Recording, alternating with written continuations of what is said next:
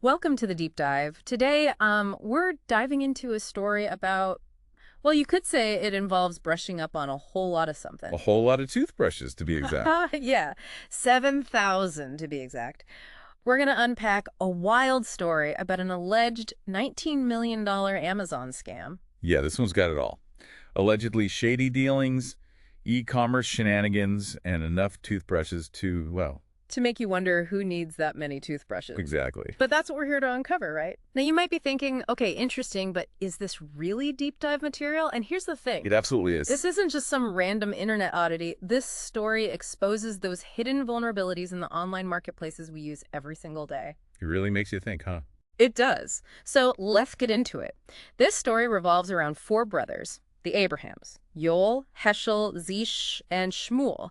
And according to Wired, they were allegedly running a pretty audacious scam involving a tactic called, get this, overshipping. Overshipping. All right, I'm intrigued. Picture this. You're expecting, say, a couple of books from Amazon, but instead, Bam. 7,000 toothbrushes show up at your door. you got it. That's overshipping in a nutshell, sending way more than ordered and then billing for the excess. Wow. Okay, so these brothers were sending out mountains of toothbrushes. Bold move. Bold is one word for it, and it seems like, at least according to the article, they weren't exactly trying to fly under the radar. Really? Yeah, they seem to have a pretty, shall we say, cavalier attitude about the whole thing. There's even mention of Yoel allegedly boasting in the family WhatsApp chat about wanting to F Amazon. Well, that's not exactly subtle. Not at all. And this brazenness, it was kind of baked into the alleged scam itself. It wasn't just about slipping in a few extra items. It was strategic. Take, for example, the incident that finally tipped Amazon off. They placed an order with the brothers' business for 12 canisters of, like, ordinary disinfectant spray. A pretty normal purchase, right? Yeah, seems pretty standard. Right. But instead of those 12 canisters, they got 7,000 toothbrushes, each price at, wait for it, $94. $94 for a toothbrush. Were they solid gold? Ha! Right. And this is where it gets really interesting and where their understanding of Amazon's system, specifically the ASIN, comes into play. Okay, so for our listeners who don't spend their days geeking out about e-commerce, what's an ASN? Right. So the ASN, or Amazon Standard Identification Number, is like a product's unique fingerprint within Amazon's system. It's how they track every single item. Got it, like a digital barcode. Exactly.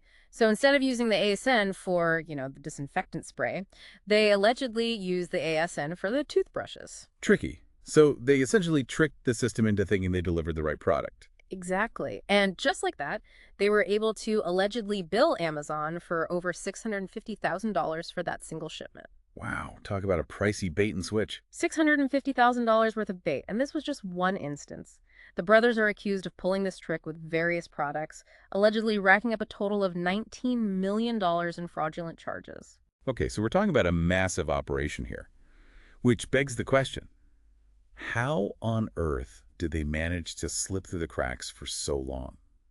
To understand that, we need to delve into the fascinating and kind of complicated world of selling on Amazon. And specifically, we need to understand the difference between Seller Central and Vendor Central, which are the two main ways to sell on Amazon. Okay, so imagine Seller Central, like in a bustling farmer's market.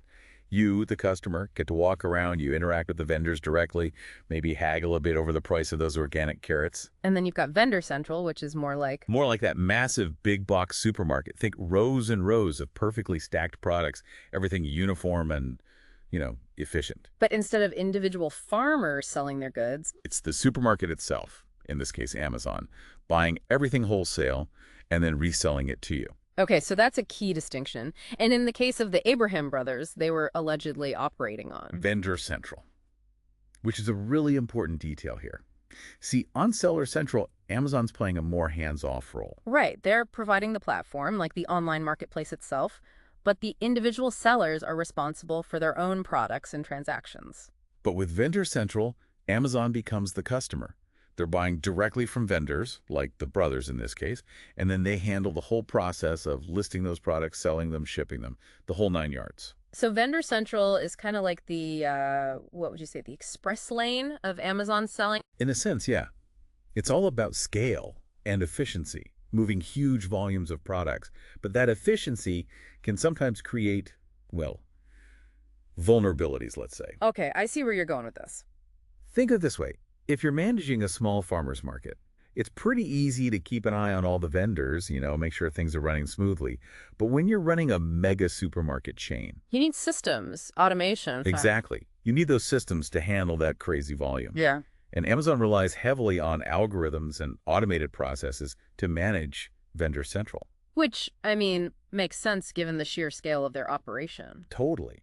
But it also means that smaller vendors, like those brothers, were perceived to be initially. They can sometimes slip under the radar. For a while, yeah. Mm. It's like trying to, I don't know, track a single leaf in a hurricane. And it gets even more complicated because Vendor Central accounts, even though it's against Amazon's policies, are sometimes bought and sold, right? You got it. So now it's even harder to track who's really behind these operations. So you've got this combination of automated systems that aren't perfect, a marketplace that's practically its own digital universe, and then this layer of obscured identities, it sounds like. A recipe for disaster. Well, or at least a recipe for someone who's, let's just say, a little opportunistic. Yeah, the Abraham brothers, they weren't just lucky. They allegedly knew exactly how to leverage these vulnerabilities to work the system. It was a real cat and mouse game they were playing with Amazon. And for a while, it seemed like they were winning. But, all good things must come to an end, right? Even in the wild world of e-commerce. Especially when those good things involve allegedly scamming millions of dollars. Touché. So where do things stand now? Well, the brothers are facing some pretty serious accusations. We're talking about a federal indictment, right? That's right. Charges of conspiracy to commit wire fraud itself, and money laundering. Yeah, not exactly a slap on the wrist. And for Amazon, I imagine this whole thing has brought a lot of scrutiny their way. Absolutely. People are asking some tough questions about their responsibility in preventing this kind of fraud. I mean, how could this happen on their watch, right? Right, especially on such a massive scale. So how has Amazon responded to all of this? Well, they've been pretty tight-lipped about the specifics of the case, understandably, I guess, given that it's still an ongoing legal matter. Of course, of course. But they have emphasized their cooperation with law enforcement, and they've pointed to their counterfeit crimes unit as, proof of their commitment to fighting fraud. Right, that unit they launched a while back, right? Yeah, it's staffed with, former federal prosecutors and investigators. They're laser-focused on tackling counterfeits, scams, all that shady stuff that goes on. It definitely shows that Amazon's aware of, the inherent vulnerabilities of running a marketplace that's as huge and complex as theirs. Oh, absolutely. They know they've got a target on their back. But the big question is, are their efforts enough? That's the million-dollar question, isn't it? And it's a question that goes way beyond just this one case, this whole toothbrush escapade. Totally. This gets to the heart of a much bigger issue. Because online shopping, as convenient and, addictive as it can be, it all hinges on this delicate balance of trust and technology. Yeah, a certain degree of vulnerability. Right, because as much as we try to make those systems airtight, there's always going to be someone trying to find a way to game the system. Exactly. So what does all of this mean for, the average person who just wants to buy their coffee maker online without getting scammed? That's a great question.